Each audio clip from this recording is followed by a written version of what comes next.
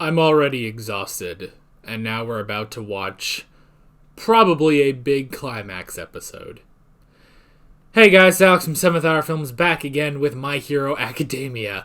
Last time on My Hero Academia, we had Unforeseen Hope, where Deku and Night Eye made it to Overhaul and began to fight him, but Overhaul actually repaired his body by fusing it with Nemoto's body and becoming this giant four-armed crazy freak. And he actually did do quite a number on Night Eye. Night Eye has lost an arm and has a spike through his gut. Not good. And Deku is barely holding on. He's got some injuries. He has pushed himself up to 20% of full cowling, which hurts like hell, but at least doesn't break him. We also had the advent of the Manchester Smash, which was fun. And then Overhaul basically got to Eri and was like, "Oh, this is your fault. You don't want this." And she was like, "Oh, no, I'll come back if you don't hurt them. In fact, can you repair them even?" And he's like, fine. Kind of, you know what I mean. But Deku was like, "No, I won't let this happen. I will save Eri." And then Ryukyu and her sidekicks busted through the ceiling. So, backup? Question mark? Also, Aizawa's just out. So, yeah. Let's go ahead and get started. Like always, the reaction is in the description and the pinned comment. Yeah, here we go.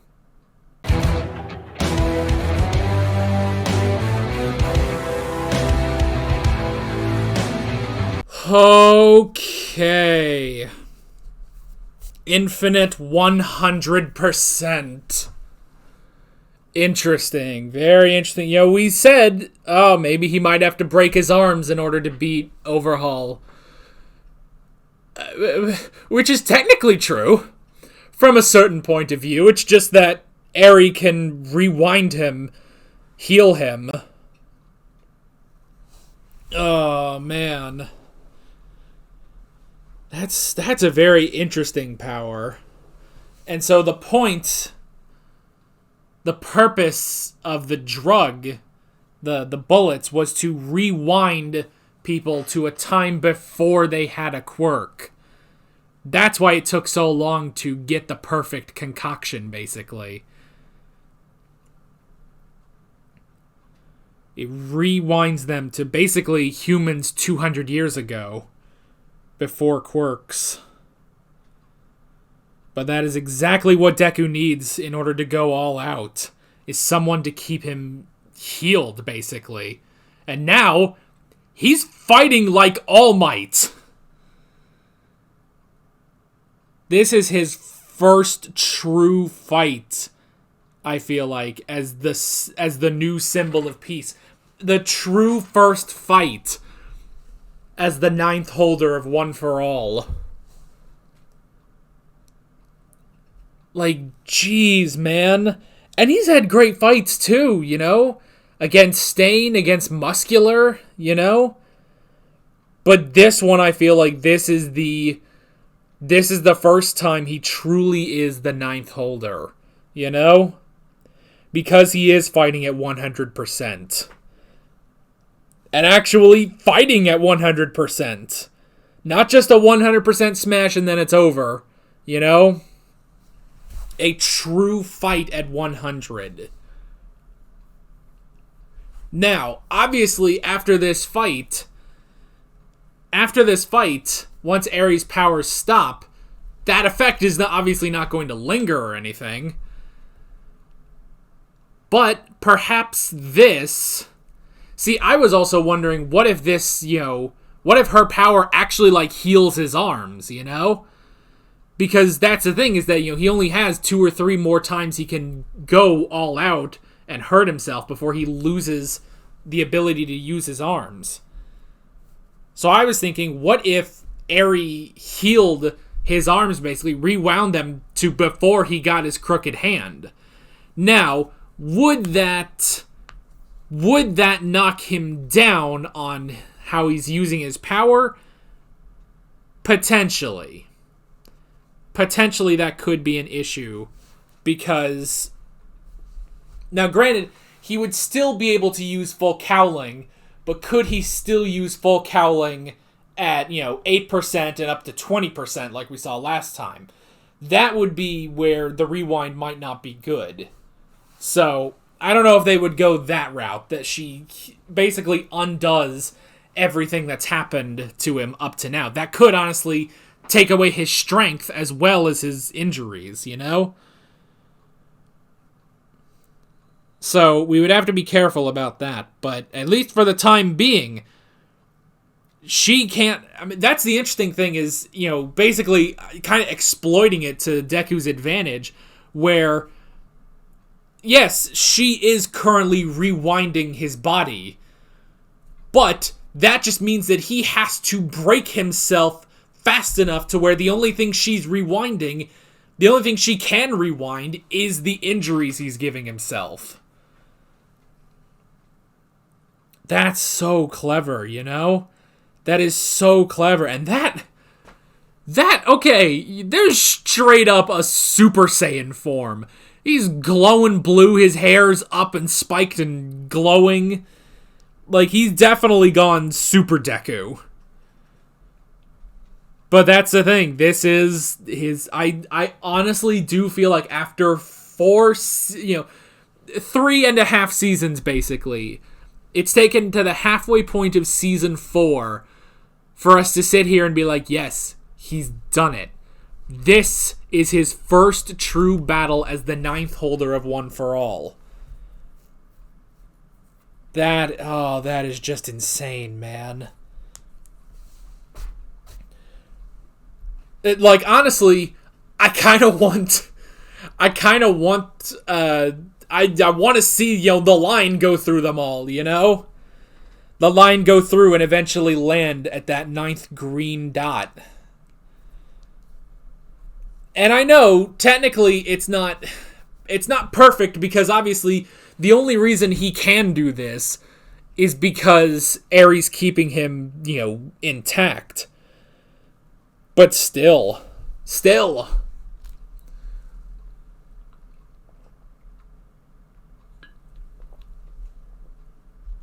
Oh.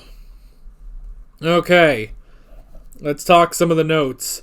So first off, we did have Ryukyu facing that one guy, which was interesting that it's like, okay, so, she took him out, but then the drug kicked in and then they fought again. Although, it seems that she still kind of took him out,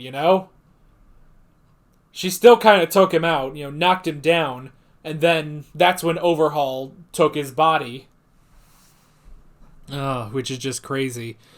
And it was also interesting to have Togata become Midoriya in order to basically to lure Ryukyu and Uraraka and everyone. That was pretty interesting.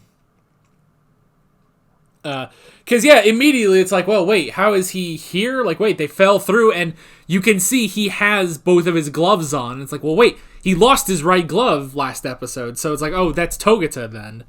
And I did like, because obviously, the Deku facade melts, and Togata's just naked. I did like Mr. Compress saying, it's like, clothe yourself before you give this old man a heart attack. I also like that his mask is sad now. Like, I thought that was really funny that, I guess ever since losing his arm, his mask has been a lot sadder.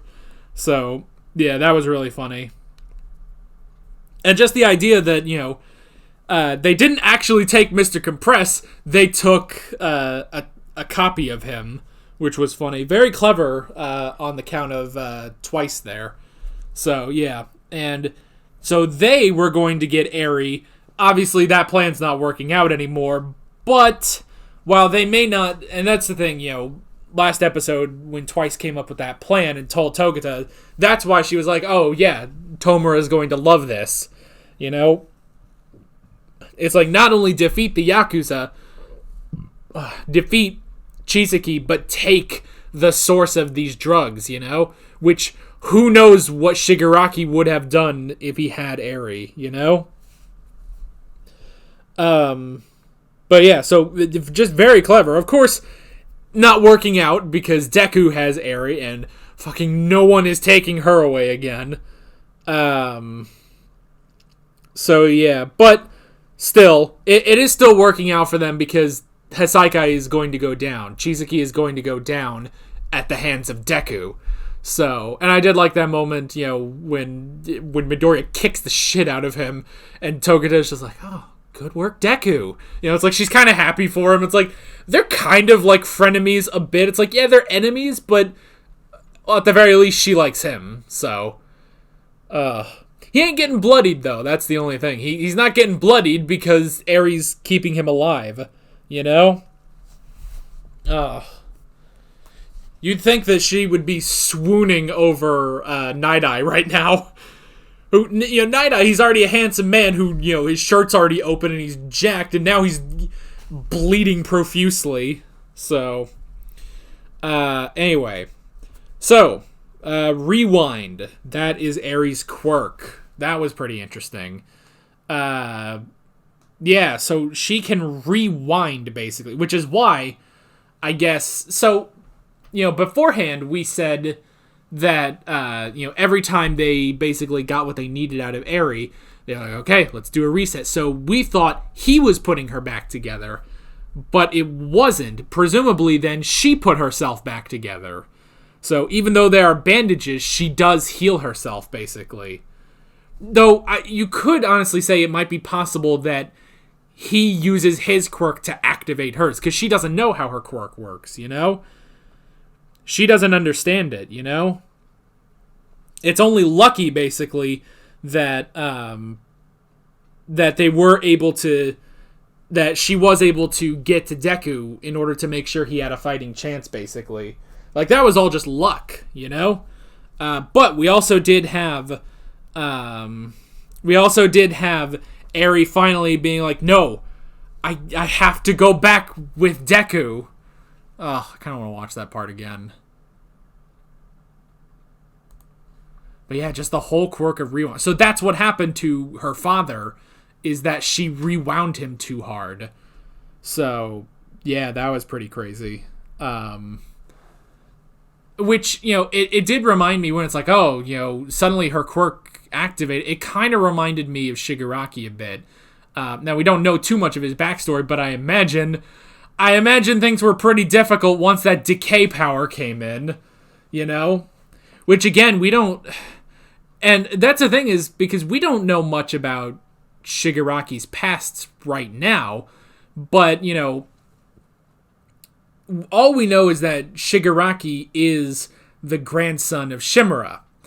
Shimura did not have the decay quirk, so you're kind of led to believe, like, oh, well, maybe someone in his family, like, one of his parents had the decay quirk, or maybe Shimura's husband did, or someone, like, you would assume that. But then they say here, well, with Eri, her quirk is a mutation. It's not inherited at all. She has a brand new power, Which is interesting that they throw that in there, that it is possible to get an entirely new power without it being from either of your parents, without it being in your bloodline, which is interesting. Now, with the way they say, like, oh, her quirk may be similar to Overhaul's, that does sort of make me wonder. It's like, well, wait, what is... It kind of made me stop for a second and be like, well, wait, maybe Overhaul is her biological father. And it's like, well, wait, no, they didn't say that. They've already kind of debunked that, basically. So yeah, but yeah, it's like, it's just a mutation, which, we kind of had that explanation a bit for Deku. That's sort of his explanation of where he got his quirk. It's like, oh, well, your dad breathes fire and your mom, can float tiny objects to her. Where did you get the strength of Thor? It's like, oh, this is a mutation. Like, okay, if you say so. But now we have an actual example of that. So what I was thinking was that could be similar to Shigaraki, that he, no one else in his family, in the Shimura family had the decay quirk, but he got it, and something had to have gone down, because we saw a bit of that with, him as a child, and he was horrified, and that's when All for One finds him, So, I don't know. I want more on Shigaraki. I mean, obviously, I want more on Shimura, honestly. Like, I feel like we don't get enough of that in All Might. I want more. Anyway, so yeah. Let's see. So yeah, the rewind was very interesting. And then I did want to hear Ares say, skip ahead a bit. These people aren't going to give up. Not until I'm safe. Even if it means they'll die. I have to let them. I have to go back. I have to go back. I have to trust him. I have to trust him. That was pretty cool. Because, yeah, pretty much her faith was being shaken last episode of, oh, this is all your fault and stuff. It's like, no, they're doing this because this is what they do, and I have to trust them. So I did really like that. And I like that, because they talk about Mirio's cape, and I like that it's his cape that's securing Eri onto Deku. So it is really... Deku and Lemillion are out there, protecting Eri. So I like that. And yeah, with her rewind quirk that she can't control right now, it is rewinding Deku. But I like immediately he realizes he can use that to his advantage. Because he can go at 100% and his body will remain intact as long as she can heal him. So that was very, very clever. I like that. And again, it makes me curious if they are going to reverse the damage to his arms, but I could also see that being a problem. Like, that reduces, eliminates a lot of the training he's had, with full cowling. Because again, I know that he would still remember full cowling. He knows how to activate it. That's not, within his body. He knows how to do that. But the strength that he has built up in his training might be undone if that happened. So, yeah, I don't know. Let's see. And yeah, 100%. 100 infinite. 100%. I gotta see it again. And we did also get... Oh, we'll talk about that in a sec. I never even felt the pain. It seems to me your quirk is a blessing, Eri. She's never heard that before. I understand her power's effects now, and how fast her rewind works. So, I just have to keep smashing myself up at a greater speed than she heals me. One for all, full cowling. 100%! Eri, will you please lend me your power? I love that. A combination of their quirks. Neither of you realize the true value of her ability. That is just amazing. Using the full power of One for All, plus her keeping him intact. Again, this honestly feels like Deku's first true fight as the ninth holder, Like, this is it. And then when they're getting crazy, like, going out like it's a Dragon Ball fight in the sky, like, you'd think there'd be a helicopter here filming all this, Like, a helicopter got to All Might immediately. Like, you'd think there would be that same guy being like, oh my god, look at all this crazy hero crap that's happening out here, Look at this. And then that would put Deku on the news, That would put... Which, honestly, if that does happen, this could be his true debut as a hero, This is how... and, This could be how he finally says, I am here. Oh, man, oh, man. Oh, God, I want to watch the next episode. I've been driving myself crazy all week. Like, oh, man, this is going to be good. It's got to be a huge battle. And it's like, I thought, like, okay, well, the arc is pretty much going to end here because it's around this time that the arc ends. But this is still going. The arc is still going. This has to be the longest arc we've had in the show, Like, this is just insane, but I love it. And then we do have Overhaul's full plan of he wants the Yakuza to run the underworld again.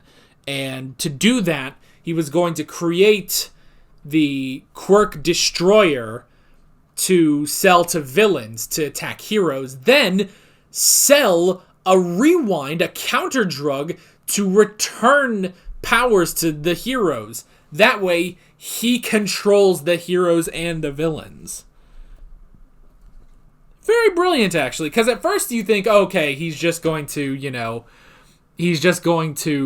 cure everyone of quirks, and it's just going to be X-Men 3. He just wants to get rid of quirks completely. But no, he wants control over it all. Again, like he said, he wants the Yakuza to rule the underworld. And because it all comes from Eri, like he said, he has a monopoly on it, So that is his plan, which is very fascinating, Because again, it's like, oh, well, beforehand we were like, oh, well, is he just going to cure quirks? But, I mean, he's keeping his quirk, He's keeping his quirk, so it's just, everyone loses their quirks, except me, Except the Yakuza, we'll keep it.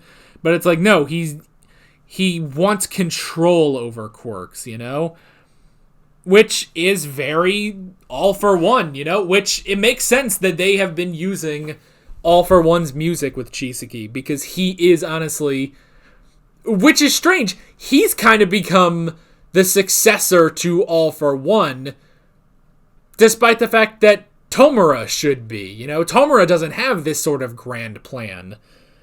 So I'd be very curious, how Tomura will respond to this.